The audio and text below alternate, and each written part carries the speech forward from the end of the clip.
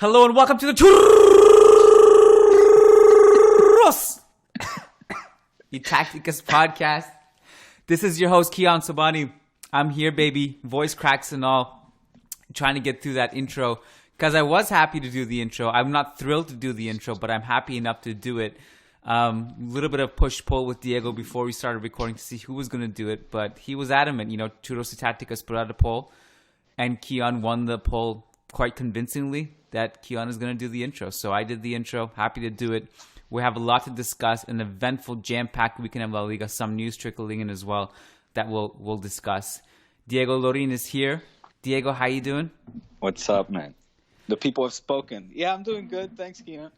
Like we just quickly discussed before we hit recording, it's my birthday, as we talked about on Friday. So now that the birthday's here, I don't know. I always feel a little bit awkward about it, as I'm now 39 years old, my last year in my 30s officially, and scraping the 40s, the big 4-0.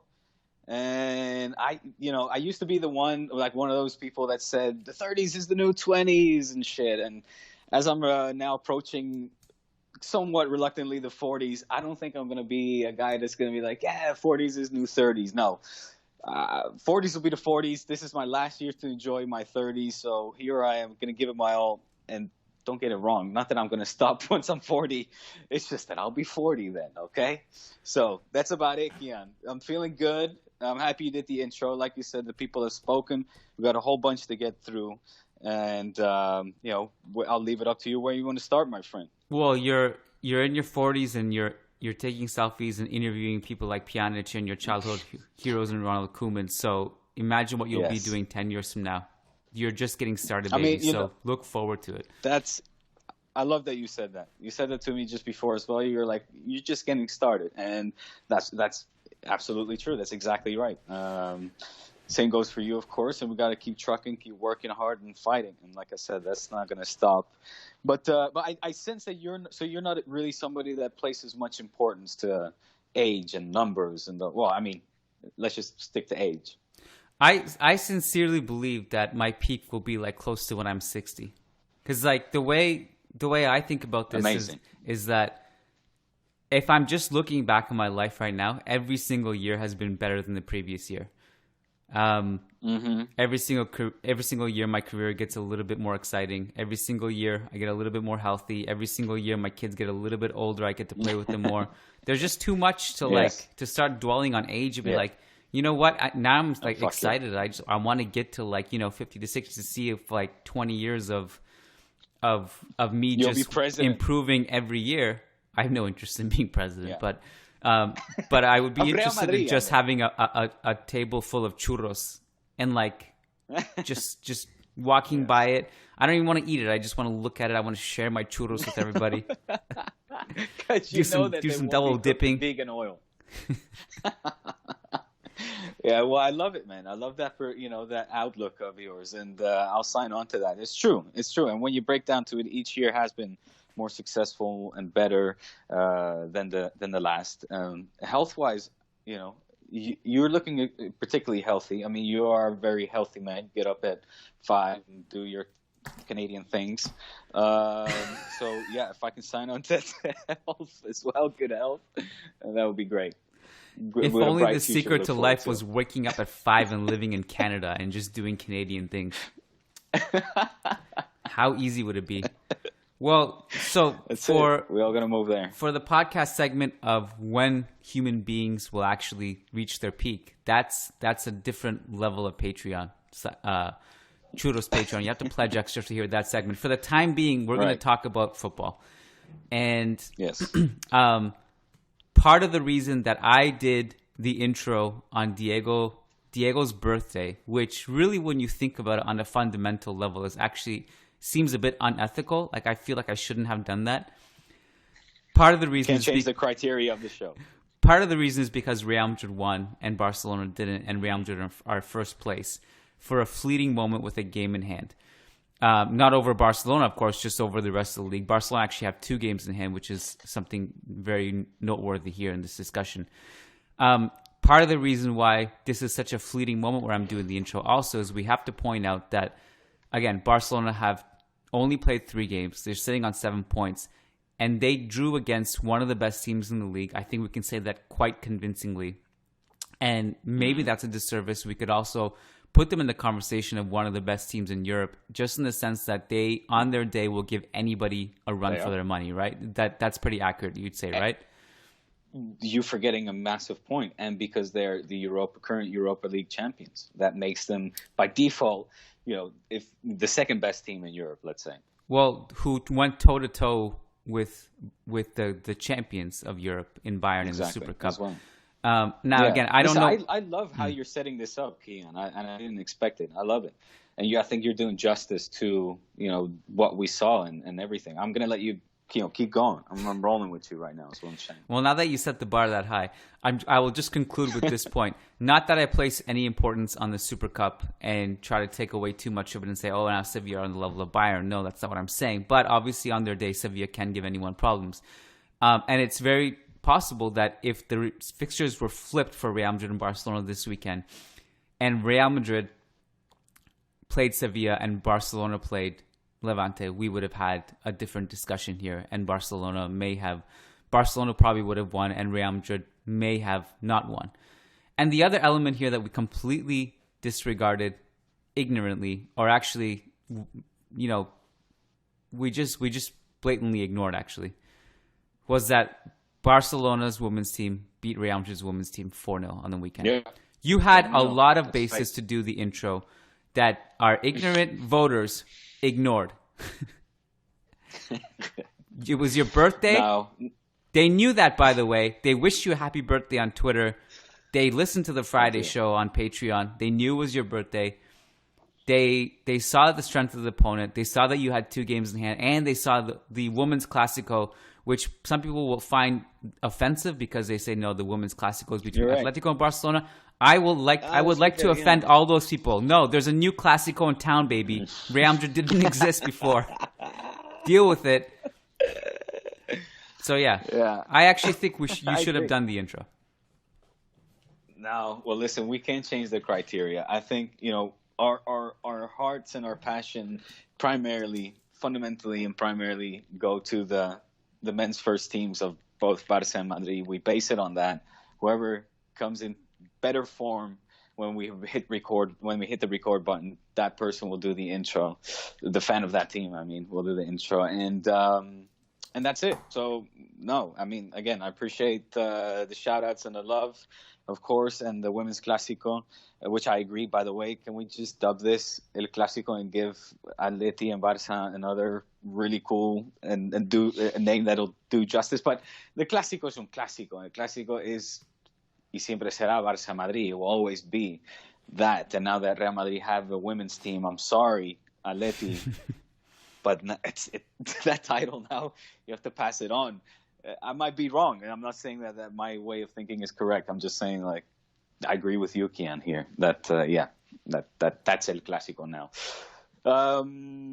Having said all that, I loved what you were saying about Barça Sevilla. I loved everything how you set that up. And I think that is something that when I was watching the game and also listening to the commentary, I was getting increasingly frustrated by, because I felt there was a sense of either people that were completely delusional of what we had watched up until then. And I know that I was the number one, leading the bandwagon, let's say, of Team Koeman. And last podcast, I was very excited and very optimistic at how things were going. But I want to reiterate and remind everybody what I said on that day.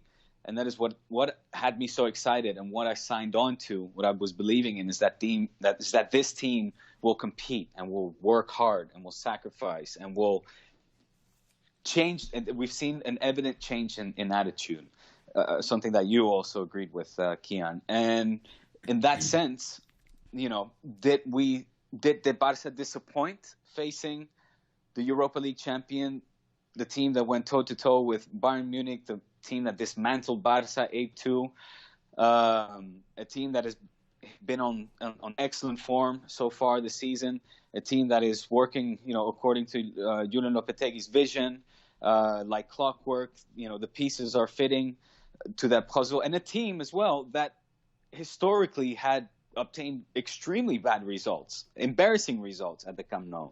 So a team that was determined also to do justice, to their fan base and not go out like they have so many times prior, like suckers from the Camp Nou. I mean, I think it was 11 years, if I'm not mistaken, 11 or 15 years that they had not managed to pick up a win, and also had just a series of thumping defeats against Barca. So they came out with a chip on their shoulder, and look, they probably smelled that they could do some damage, that this was the occasion, this was the time that they could actually not just walk away with a point, their heads held up high, but maybe the 3 points. So looking at it from that perspective, which is how I felt, again, also take into account that this is, of course, a new team for Koeman, I'm talking here. Everything has not been figured out to the point where this was just going to be a cruise and a breeze and, easy street down to La Liga title and, hey, another Liga title it is, and it's back to glorious days. No, this is going to be a struggle. This will have ups and downs. I said last time we spoke, Kiyan, this team will drop points. Of course, Koeman's Barca is going to drop points. There's no doubt about it. In particular, against very stiff competition and which are coming in fast. Like this upcoming schedule, which we discussed as well, again at length.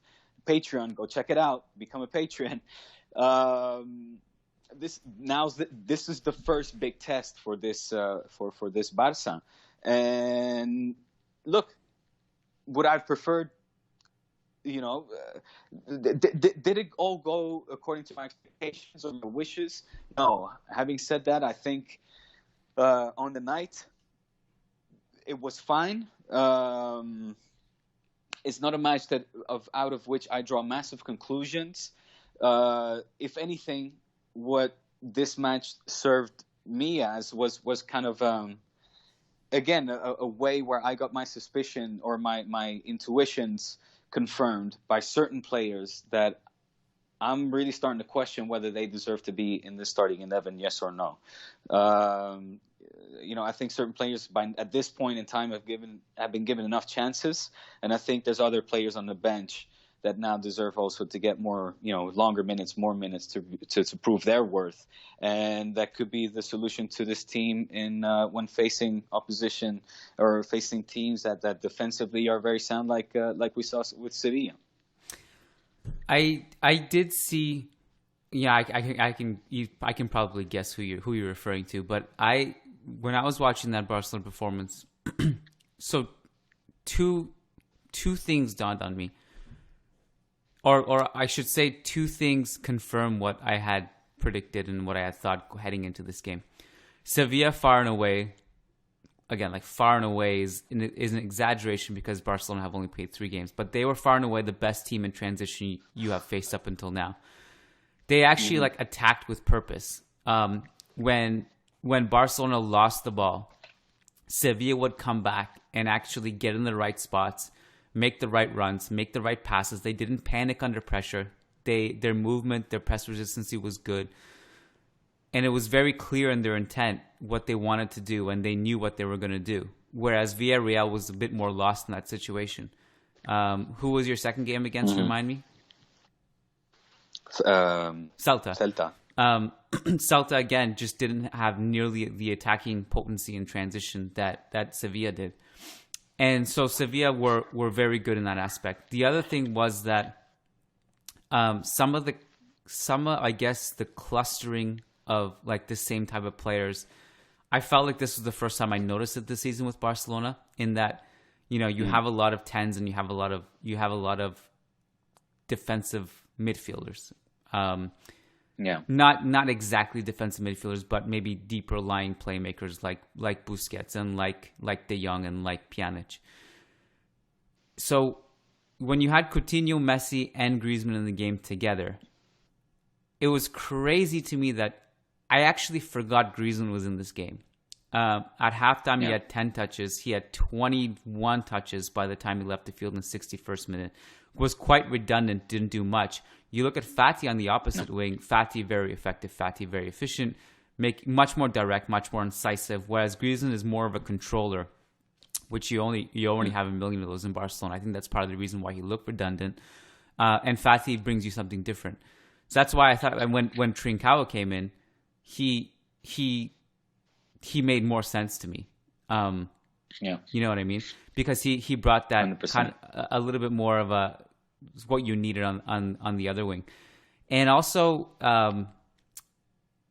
Messi, oddly enough, was really kept in check. Obviously, he had that pass over the top, which is unstoppable for the goal, the 1-1. And that's kind of, Sevilla had some bad luck. They couldn't defend it, but they also had some bad luck because Navas had this like unfortunate touch, redirects it to Coutinho, and Kounde was like Kounde otherwise was unbelievable in this game. Like, I love him. He's just the way he reads the game. He has a strong presence about him. He kind of gives your team confidence, I think.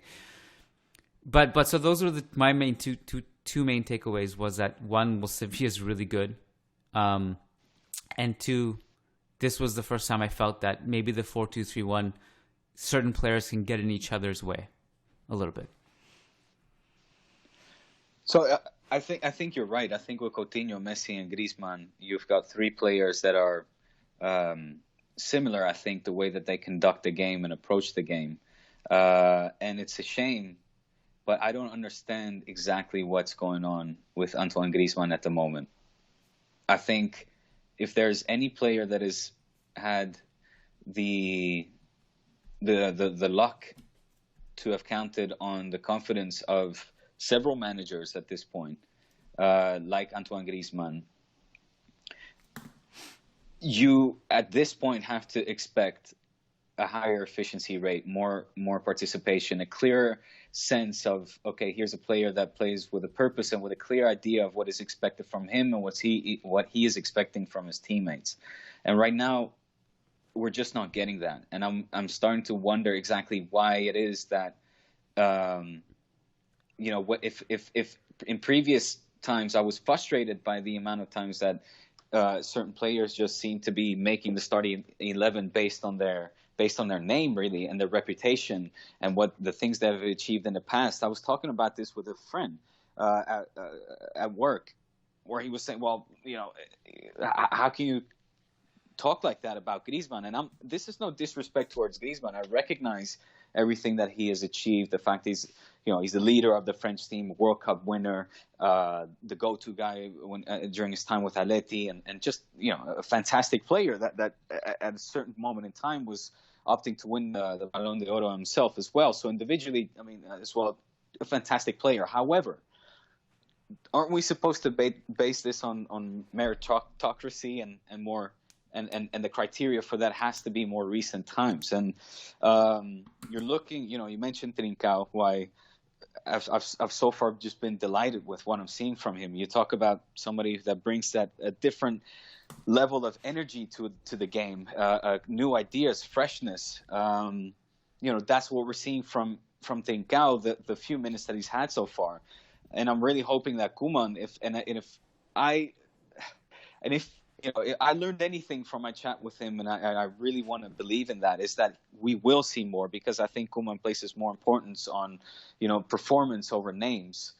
Then we will see more. At least that would make more sense to me, to see more from the likes of Trincao. And why not Dembélé? Whether he stays or not, we'll have, is to be seen. Of course, what time is it now, Kiyan? We're approaching, I think 7:00. So there's still, say, another 5 hours before it's midnight here, and we'll see if Dembélé will still be wearing the Barca kit or swap it for the Manchester United one. But if he does stay, then let's start giving him some more confidence and more minutes as well. I understand that right now he seems to be at the back of the pecking order. He's got Trincao, even Pedri ahead of him, of course Griezmann and Ansu. He can play on both sides of the wings, but he's got some stiff competition at the moment. But it's why not? Let's see more from Dembélé as well. Let's see more from the players that we have on the reserves. This could have been an interesting match to bring out Riqui Puig as well. A player that I felt that maybe at times it seemed like the legs were tired. I don't know if it was a fitness thing, if it was a lack of ideas as well out in the pitch. I felt that there was just slow movements that were reminiscent from what we had seen in previous seasons with other managers. That's a perfect occasion to bring somebody like Riqui Puig in, because again, it's kind of like that Trincao or Ansu factor, just freshness, ideas, a different approach to the game, a different rhythm that he plays at. And that can, stun opposition, and also it can be contagious to your teammates and for them to feed off of. So, maybe those were my big takeaways and substitutions I would have liked to have seen happen, even earlier on. And let's see for the next game if in this case Griezmann will still make it in the starting 11. I think that is the big question right now, if he should continue to be in that starting 11 or not.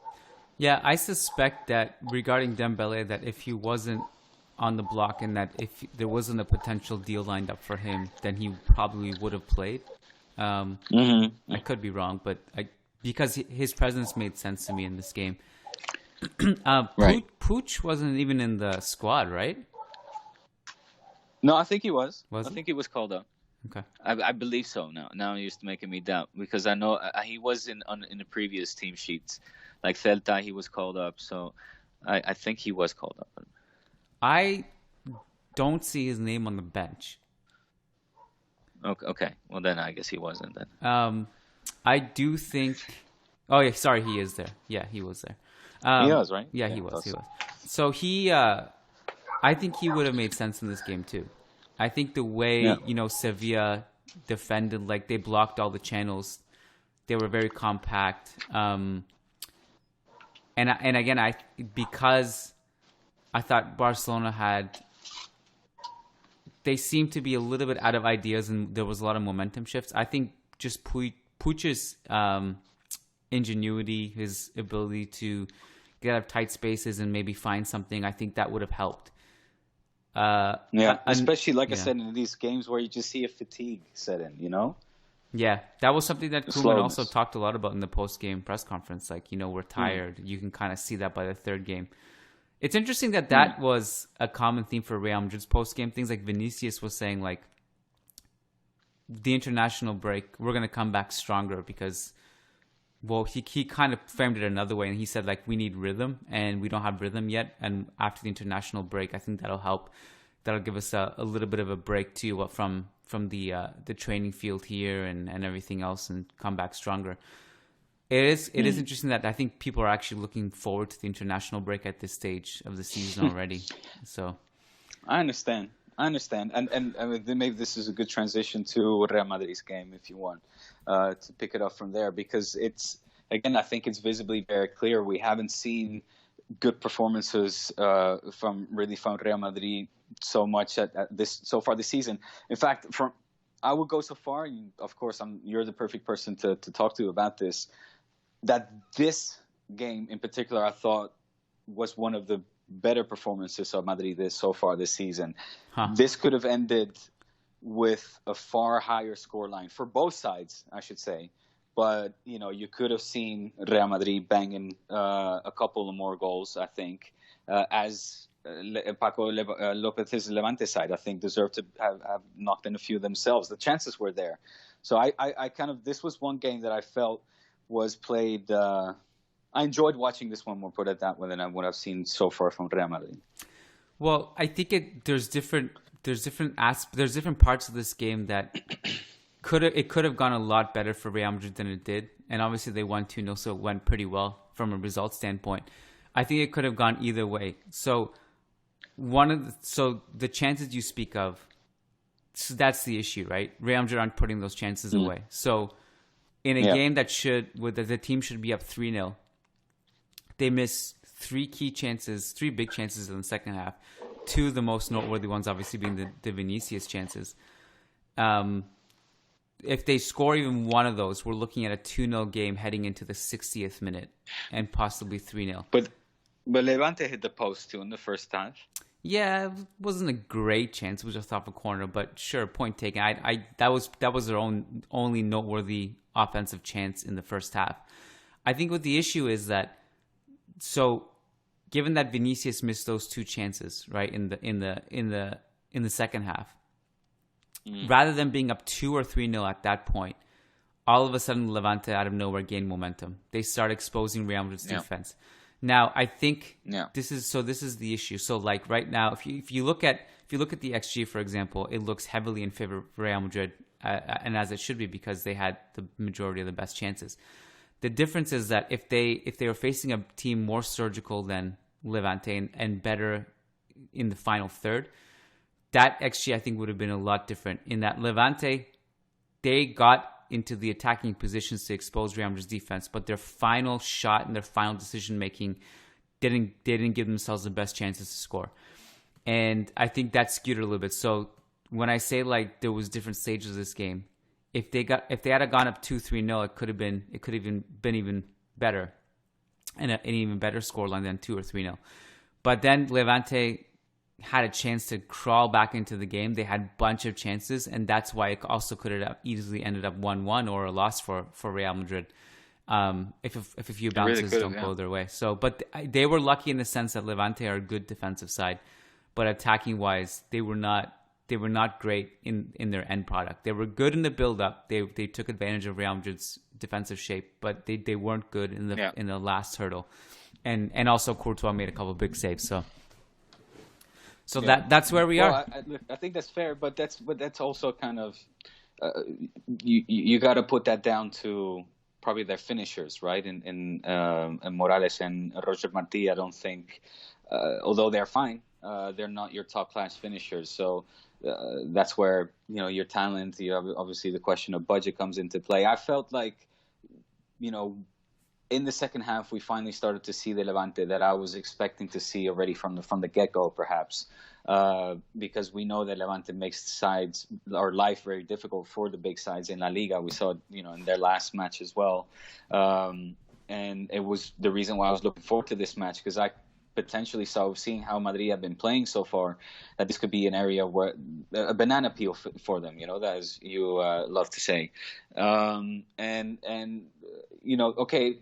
You're right. In the first half, there wasn't much there. I thought they were unlucky with the post, and in the second half, for me, I wouldn't have been looking strange, or it wouldn't have been weird for me if this match would have finished, say, 4-2 in favor of Real Madrid. Mm-hmm. That's how I think would have been fair.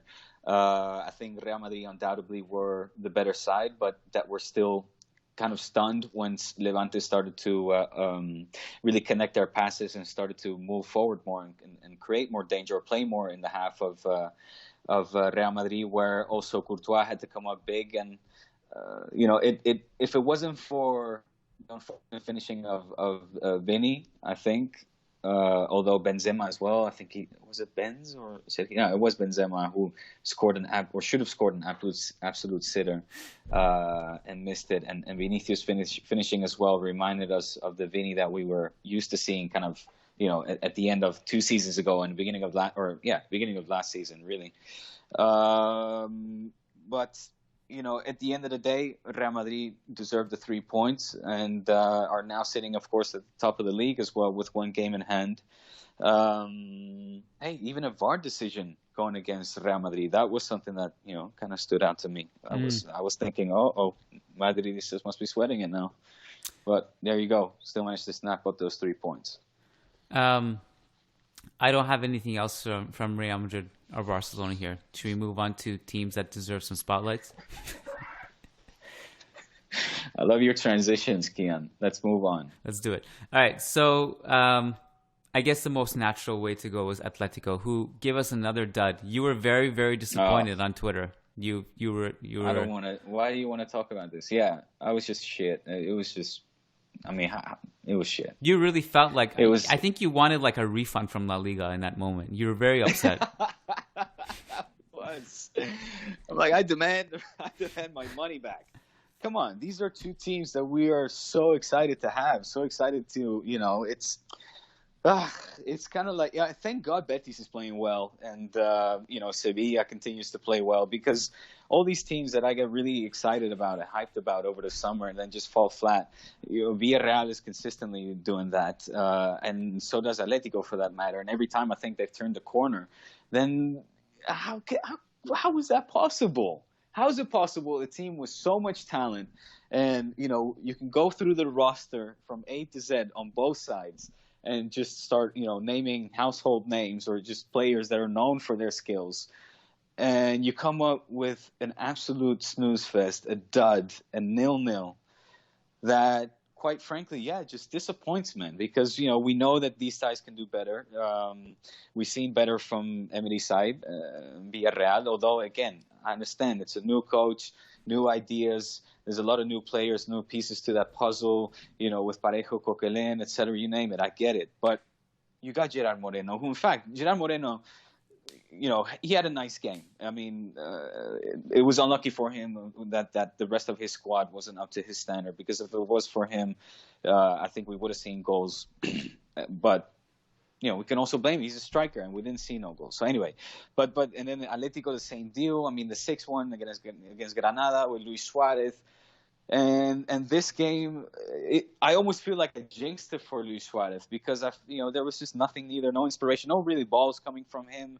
He tried to move the way we saw in the game against Granada, where he connected really well with Joao Felix, I felt. But in this game, his movement was not being picked up by Joao Felix. The balls were not getting to him. We saw him getting frustrated. And to me, it was more kind of like, holy shit, is this the flip side of the coin now? Or are we going to see, this? I feel this season can either go two ways for Atletico and Luis Suarez. We can either see them, play some really attractive football and Luis Suarez get a whole, freaky bunch load of goals, or it's just going to be more of this 0-0, 1-0 fest, kind of boring football that falls flat, and we're going to see the end of Luis Suarez's career kind of turn out like Diego Costa. Call me drastic and dramatic, but right now, that's what my heart is telling me. We'll see. It's too early to tell. Of course. To answer your question though about like, how do we have two such big teams giving us such a boring game?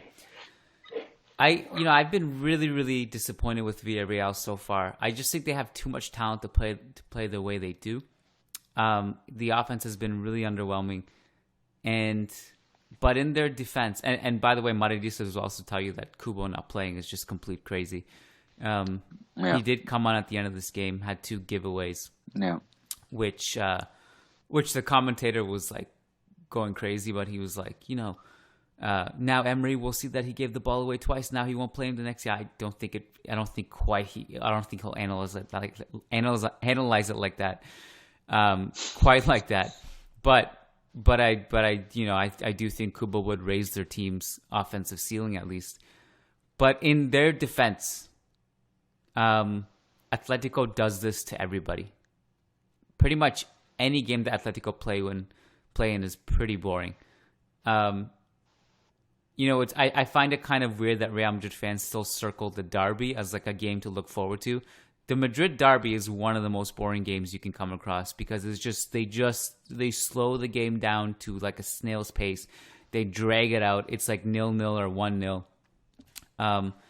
And it's just not fun. So Atletico do this to everybody. But in Villarreal's defense, I thought this was their best defensive performance of the season. Like, I think Atletico had quite a bit of the ball. They tried different things. They tried giving the ball to Villarreal in the second half a little bit. They tried to hold the ball a lot, play possession-based football, and there was no way through for them. I thought Villarreal defended well in their classic 4-4-2. This was probably their best defensive performance of the season, given the strength of the opponent. But you're right. There's nothing to excuse here in terms of like this. It should be more entertaining when you get to see the names on the paper. Teams for their fucking defense. We're not watching these teams for their. I know like Cholo and his defense is like fucking that 80s hardcore bad boy Pistons D. I get it. Okay, it's all right. We signed up for that. Cool. That's actually Pistons defense is kind of more entertaining than this though. Excuse me. Yeah, exactly. But at this point, Cholo, you've got too much on your roster to be continuing to emphasize that we got to appreciate the D. 0 shots on target, man. 0 shots on target in the entire match, and only 2 from Villarreal. I'm not giving them credit for allowing Villarreal to get off only 2. I'm going to criticize them for them not generating nothing. Well, there was just literally no chances in this game that were noteworthy. Villarreal had 3 shots in the box, and none of them were big chances. Atletico had a couple chances late, but again, nothing. So it was just again, you're right. It's literally there was nothing to be excited about, and you really have to be the utmost nerd to like look at this game and try to analyze something and look what do we take away from it.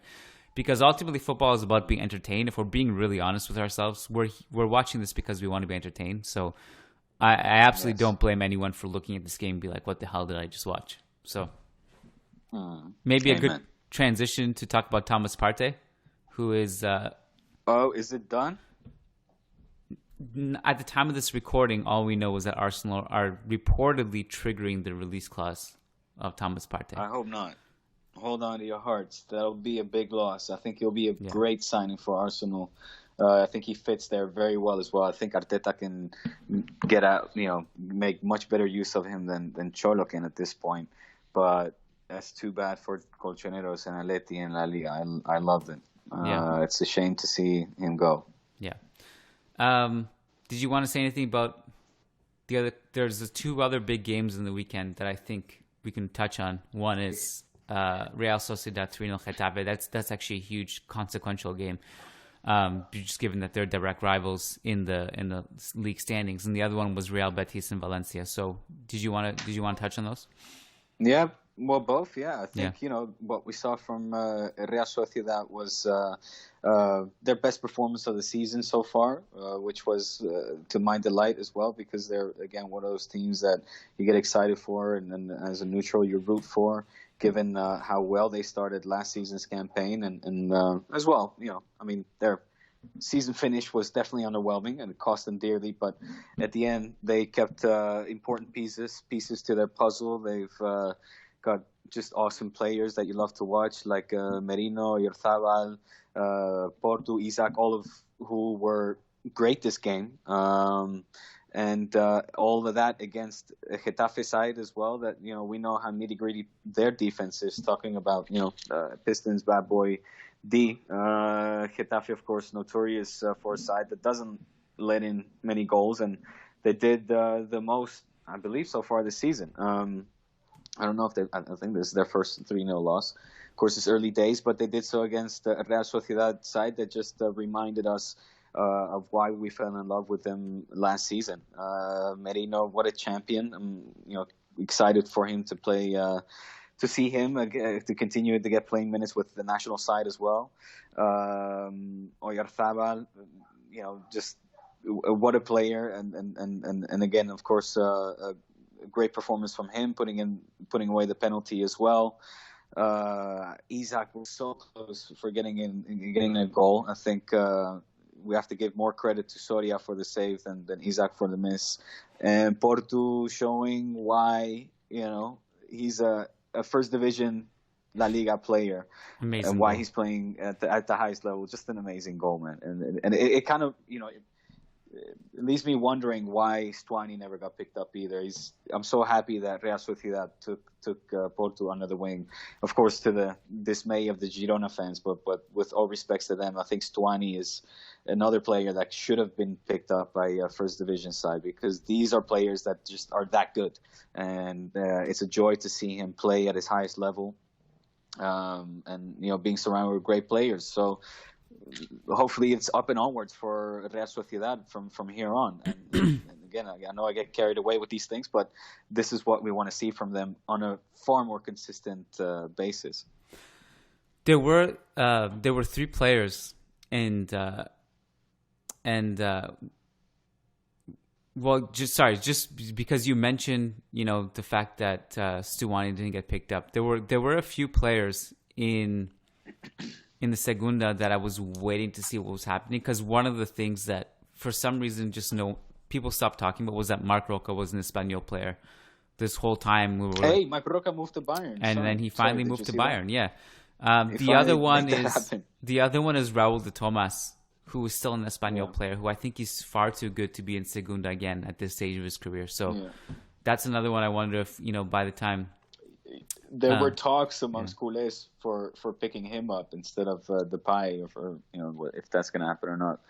But culés were talking about why are we not picking up Raul de Tomas, which I think would have been pretty kind of funny and interesting, given his past and given his character and everything. But I actually think Raul de Tomas would have been better than Braithwaite.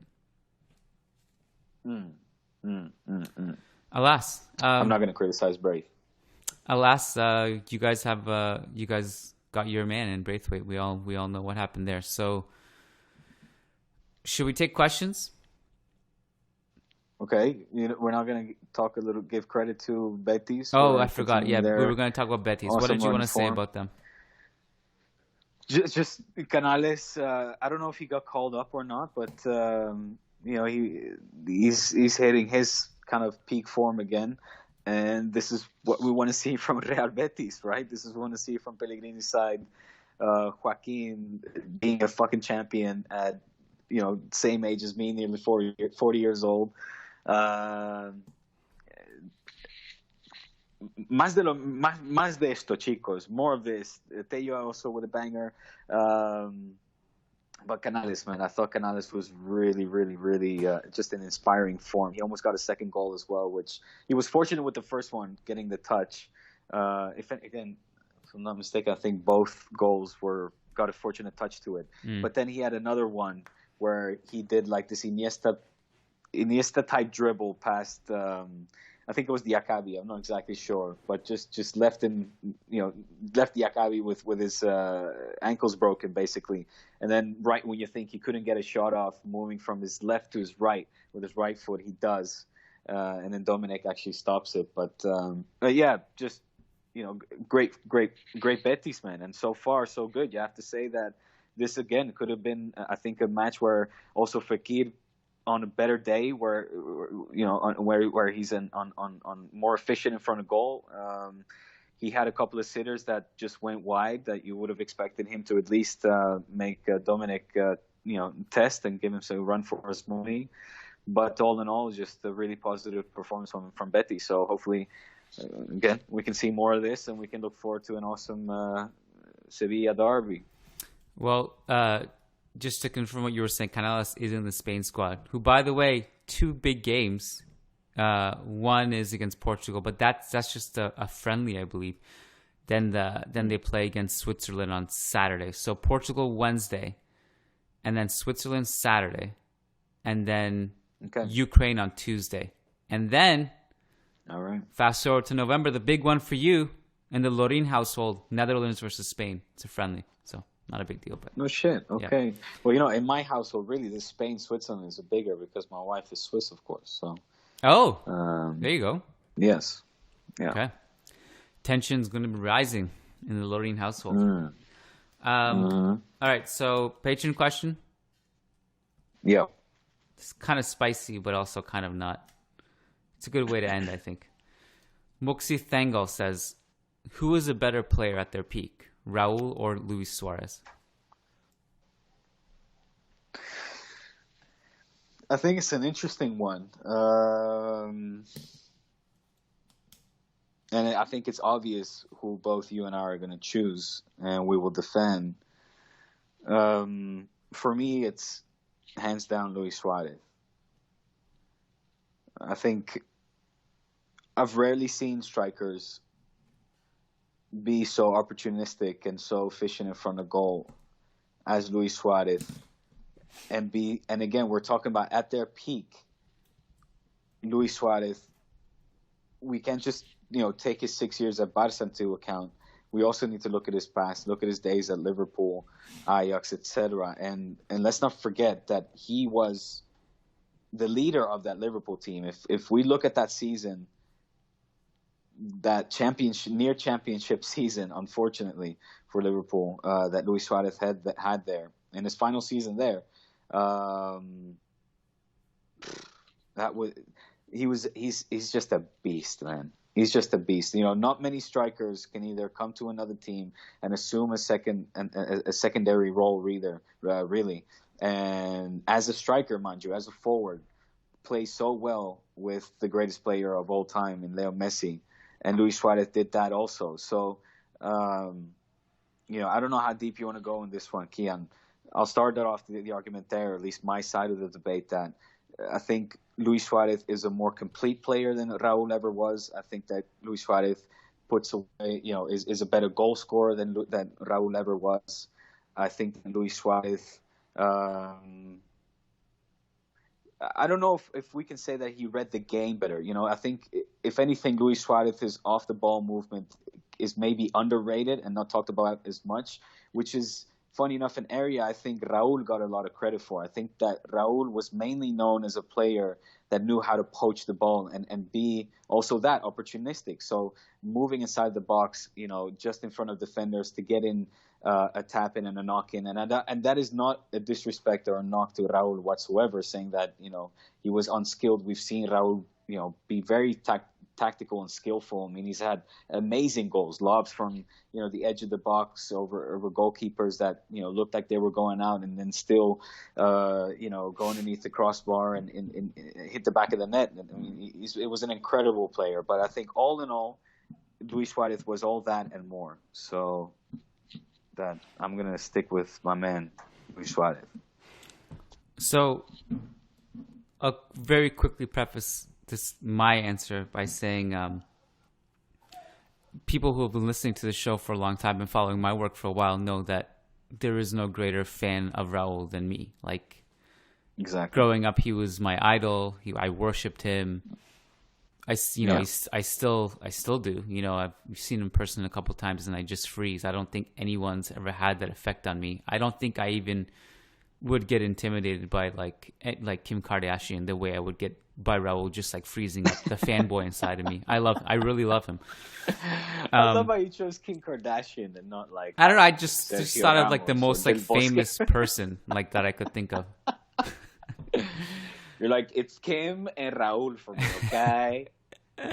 I just think of like powerful presences, like people who would like, someone who would walk in the room, like someone like Rihanna, like you just, right. you fucking know Rihanna's Michael in the room, right?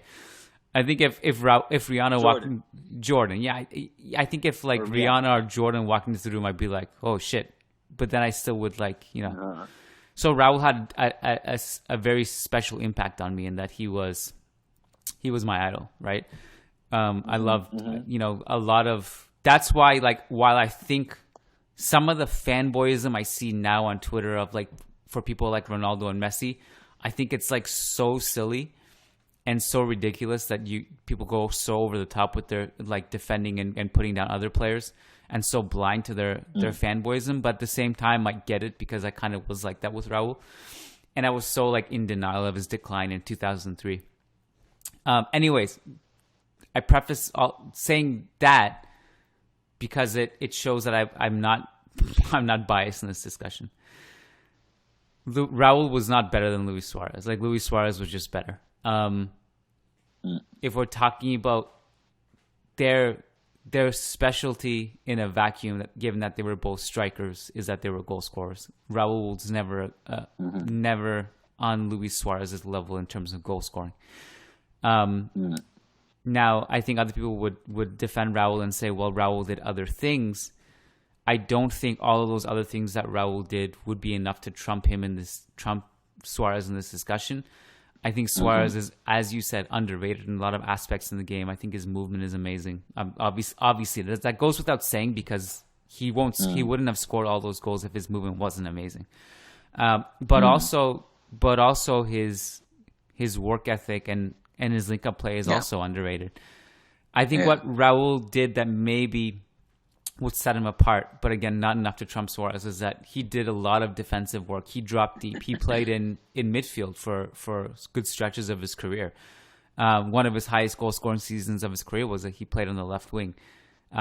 He would often be the third striker. Like he would play behind Morientes and Anelka or Morientes and somebody else.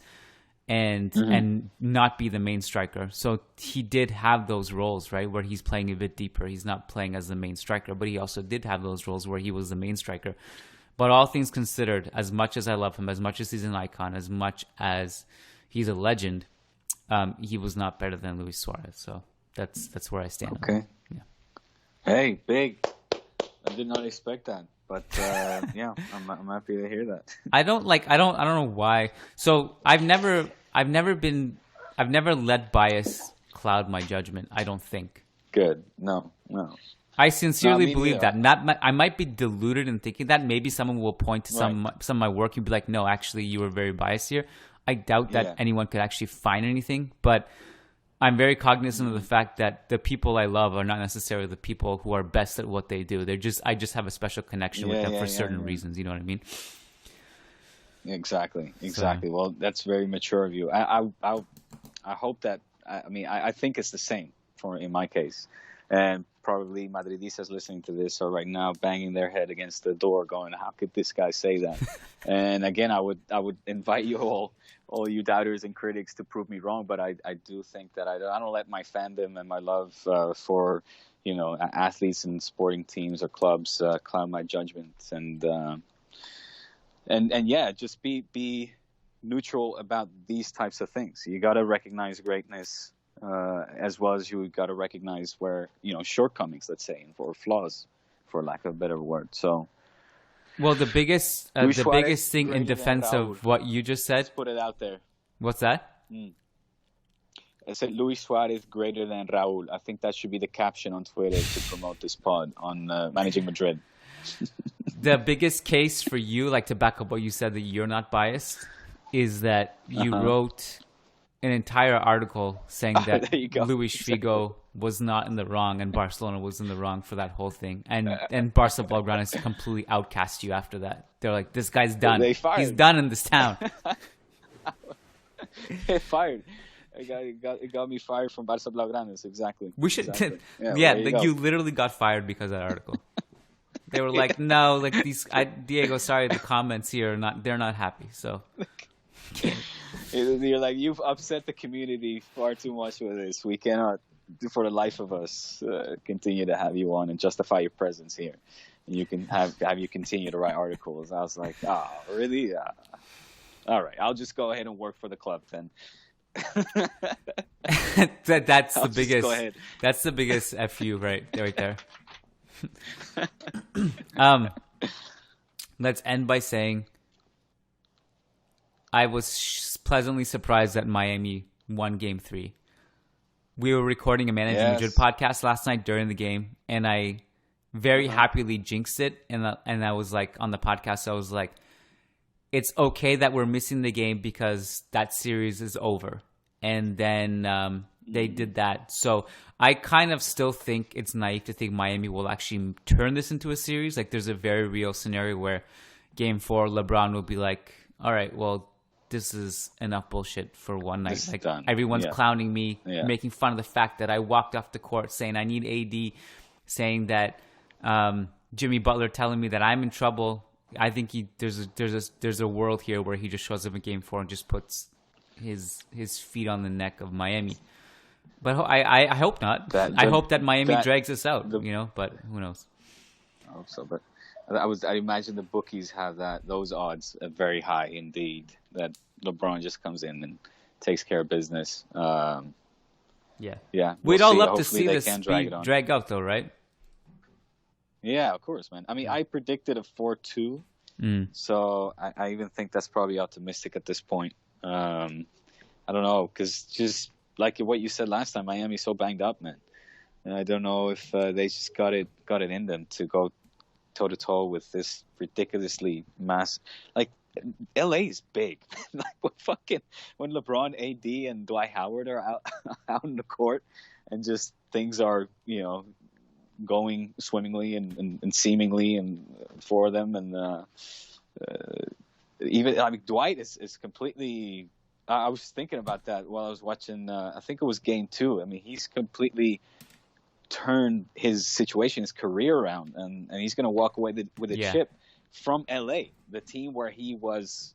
He played with Kobe alongside Kobe and Pau, and it was a disaster for him. He had to leave, and he went on a road trip of playing for several teams, from the Houston to the Hornets to I don't know where else.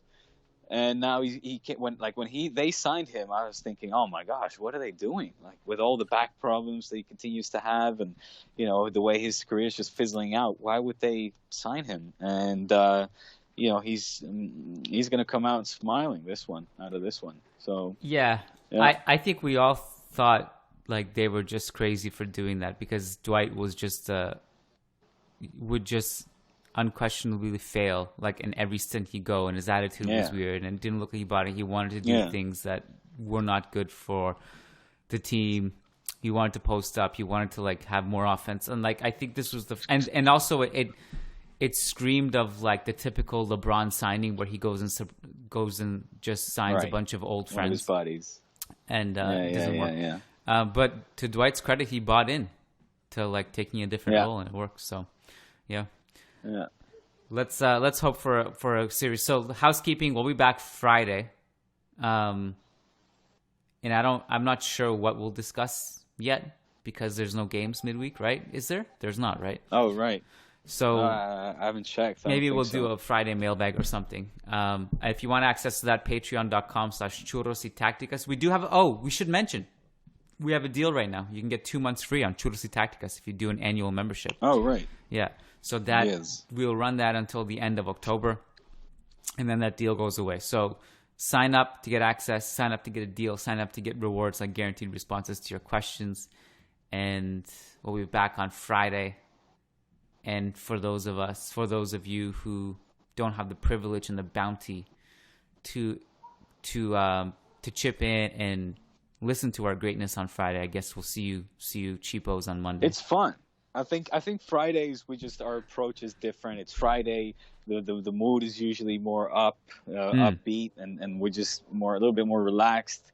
We know that we can go a little bit more uncensored. Is that fair to say? A little bit, yeah. It's behind a paywall. So yes. We discuss the government can't find it in greater detail. Yeah. Yes, exactly. It's got the paywall. Yeah. We're protected. All right, Diego, this is fun. Let's reconvene on Friday. Chat soon. Listeners, follow us on Twitter @Churros Tácticas, and we'll talk soon. Take care, Diego. Peace out. Cheers, buddy.